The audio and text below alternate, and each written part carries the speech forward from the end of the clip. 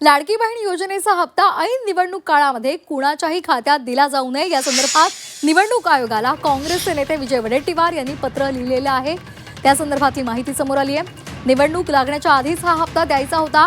निवडणूक प्रक्रियेदरम्यान सरकारच्या तिजोरीतून हे पैसे जाणार असतील तर तो आचारसंहितेचा भंग समजला जाईल। यावर निवडणूक आयोगाला कारवाई करावी लागेल असंही त्यांनी पत्रात नमूद केले आहे।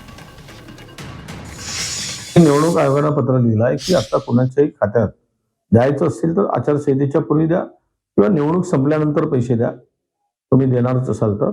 निवडणुकीच्या मतदानाच्या आचारसंहिता सुरू झाल्यानंतर जर पैसे दिला सरकारच्या तिजोरीतून त्यांच्या खात्यात पैसे जात असतील तर तो आदर्श आचारसंहितेचा भंग आहे आणि ते कारवाईस पात्र आहेत।